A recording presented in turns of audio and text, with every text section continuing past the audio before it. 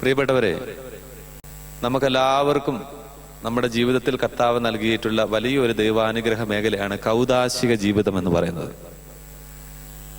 ഇന്ന് എന്തുകൊണ്ട് മനുഷ്യൻ ഈ കൗദാശിക ജീവിതത്തിലൂടെ അനുഗ്രഹിക്കപ്പെടുന്നില്ല? കൂദാശകൾ ഇല്ലാത്തതുകൊണ്ടാണോ? കൂദാശകൾ ഇല്ലാത്തത് കൊണ്ടല്ല. നമുക്ക് ആവശ്യമായിട്ടുള്ള കൂദാശകളെല്ലാം ദൈവം പരിശുദ്ധ കത്തോലിക്ക സഭയിലൂടെ നമുക്ക് നൽകുന്നുണ്ട്. എല്ലാ കൂദാശകളും. 1-2 കൂദാശകൾ മാത്രമേ ഞാൻ എടുത്ത് പറയുന്നുള്ളൂ.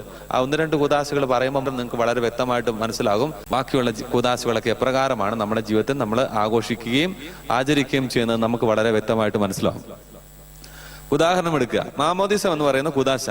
ആ കൂദാശ നമ്മുടെ കുടുംബത്തിൽ നമ്മൾ ആഘോഷിക്കുവാനായിട്ട് പോകുമ്പോൾ നമ്മളൊരു 450 പേരെ നമ്മൾ വിളിക്കുകയാണ്.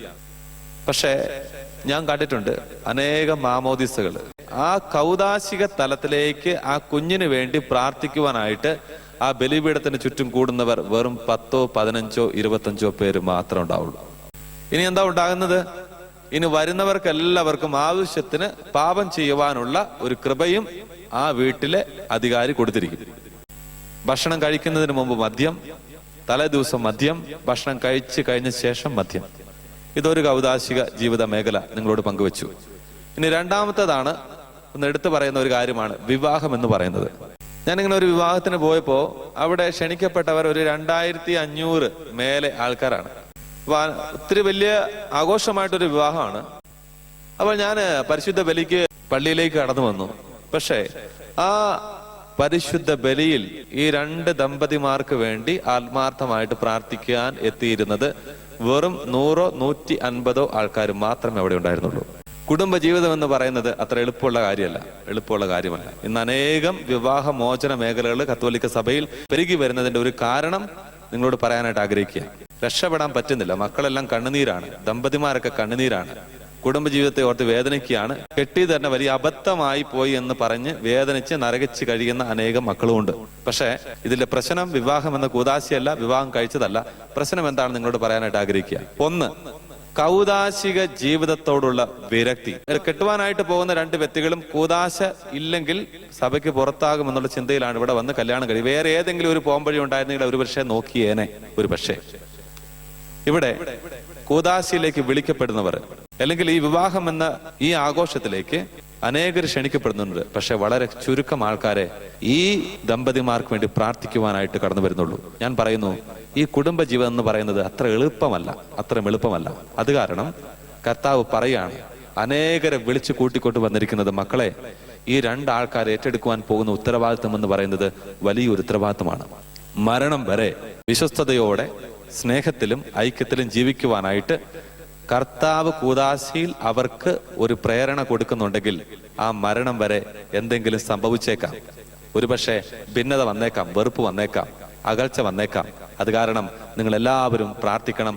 അതുപോലെ തന്നെ നിങ്ങളൊരു തീരുമാനം ബൈബിളിൽ വെച്ച് എടുക്കുകയും ചെയ്യണം. പ്രിയപ്പെട്ടവരെ, ഇത് ഒരു തലം.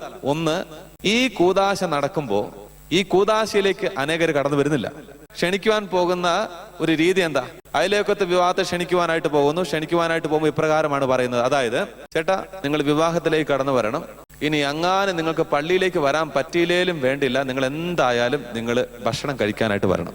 അത് നേരെ തിരിച്ചു പറയുന്നവർ വളരെ ചുരുക്കമാണ്. അതായത്, ചേട്ടാ, നിങ്ങൾ ഭക്ഷണത്തിന് വന്നില്ലെങ്കിലും നിങ്ങൾ പള്ളിയിൽ കൂദാശയ്ക്ക് നിങ്ങൾ എന്തായാലും വന്നിരിക്കണം. നിങ്ങളുടെ വിവാഹ കൂദാശയ്ക്ക് വേണ്ടി നിങ്ങൾ അച്ചടിക്കുന്ന ഇൻവിറ്റേഷൻ കാർഡില് അവരെ വളരെ വ്യക്തിപരമായിട്ട് അവരെ പരിശുദ്ധ കുർബാനയ്ക്ക് നിർബന്ധമായിട്ട് വന്നിരിക്കണമെന്ന് പറയാനായിട്ട് നിങ്ങൾക്ക് സാധിക്കുമോ? അവരവരുടെ ഭവനങ്ങളിൽ ചെന്നുകൊണ്ട് എന്റെ മകനും മകൾക്കും വേണ്ടിയിട്ട് പള്ളിയിൽ വന്ന് നിർബന്ധമായും വന്ന് പ്രാർത്ഥിക്കണമെന്ന് പറയാനായിട്ട് നിങ്ങൾക്ക് സാധിക്കുമോ? ഒരു തലം. വിവാഹത്തിന്റെ ഭൗതിക തലങ്ങൾക്ക് വേണ്ടി മാത്രം പ്രാധാന്യം കൊടുത്ത മനുഷ്യ, നിന്റെ ആത്മീയത നിന്നിൽ നിന്ന് നഷ്ടപ്പെട്ടു പോയത് കാരണം, ഈ കൗദാശിക ജീവിതത്തോടുള്ള വിരക്തി നിന്നിൽ വന്നത് കാരണം ഈ വിവാഹ കുടുംബ ജീവിതം ഒരു പരിധി വരെ തകർന്നു പോവുകയാണ്. ഇനി രണ്ടാമത്തെ കാര്യം, ഒരുവിധപ്പെട്ട എല്ലാ കൂദാശകളിലും ധാരാളം മദ്യം വെച്ച് വിളമ്പി കൊടുക്കാറുണ്ട്. പ്രിയപ്പെട്ടവരെ, തലേ ദിവസം വിവാഹം എന്ന കൂദാശ നടക്കുന്ന ഭവനത്തില് അണിയറ കാര്യങ്ങളൊക്കെ ഒരുക്കുവാൻ വേണ്ടിയിട്ട്, ജോലി ചെയ്യുവാൻ വേണ്ടി തലേ ദിവസം അയലോക്കത്തുനിന്നും അവിടുന്ന് ഇവിടുന്നൊക്കെ കുറെ ആൾക്കാർ വരും.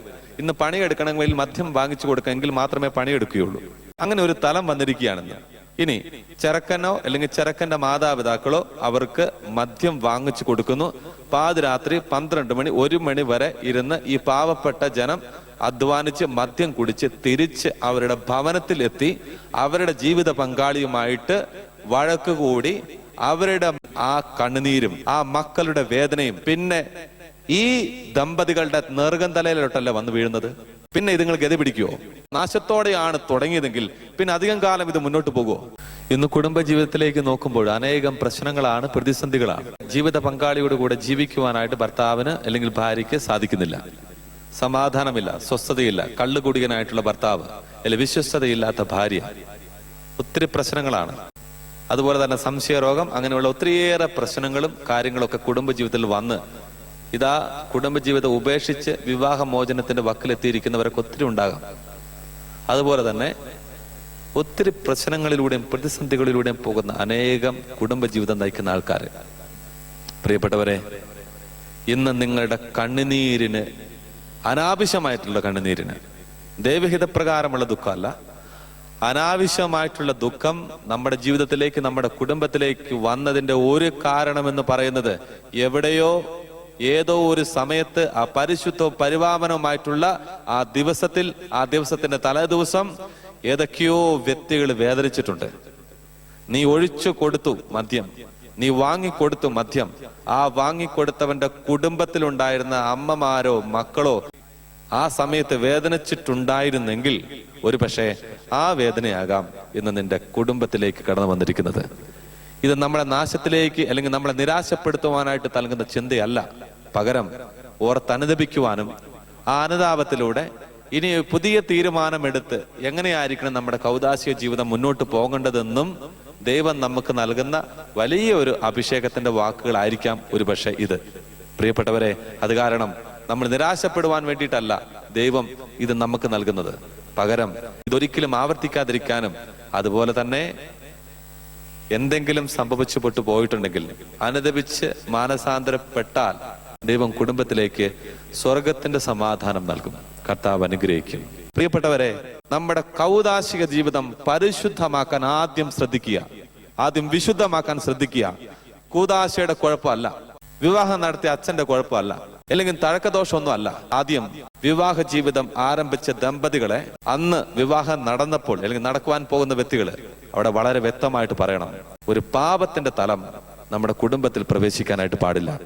പാപത്തെ ഒഴിവാക്കി നിന്റെ വിവാഹം നടത്തുക, എന്നിട്ട് അതിൽ വരുന്നവർ മാത്രം അതിൽ സംബന്ധിക്കട്ടെ. പ്രിയപ്പെട്ടവർ, അതുപോലെ തന്നെ ആത്മീയ ജീവിതത്തിലേക്കും എത്രമാത്രം വിവേകമില്ലായ്മയാണ് നാം ഓരോരുത്തരും കാണിക്കുന്നത്. 25 ദിവസത്തെ നോയമ്പ്, 24 ദിവസം നോയമ്പെടുത്ത് പ്രാർത്ഥിക്കുന്നു, മദ്യപിക്കുന്നില്ല, അല്ലെങ്കിൽ ഒരു പാപവും ചെയ്യുന്നില്ല. എന്നിട്ട് 24 ദിവസം കഴിഞ്ഞ് ക്രിസ്മസിന്റെ ആ ദിവസം ഏറ്റവും പരിശുദ്ധവും പരിപാവനമായിട്ടുള്ള ദിവസത്തിൽ പോയിട്ട് പാപം ചെയ്യും.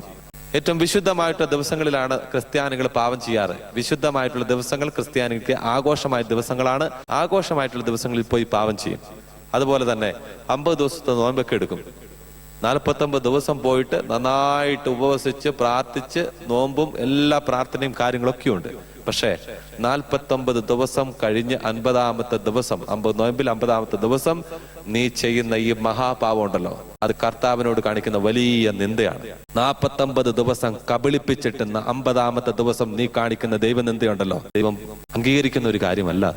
ദൈവത്തിന്റെ സന്നിധിയിൽ നമ്മുടെ ആത്മീയ ജീവിതത്തിന് വലിയ പ്രാധാന്യം കൊടുക്കാം, കൗദാശിക ജീവിതത്തിന് വലിയ പ്രാധാന്യം കൊടുക്കാം. ആ വിശുദ്ധമായവ വിശുദ്ധിയോടെ നമ്മൾ സ്വീകരിച്ചു കഴിഞ്ഞാൽ ആ ജീവിതത്തിൽ മുഴുവൻ കർത്താവ് വിശുദ്ധി നൽകും. ദൈവം അനുഗ്രഹിക്കട്ടെ. പിതാവിന്റെയും പുത്രന്റെയും പരിശുദ്ധാത്മാവിന്റെയും നാമത്തിൽ ആമേൻ.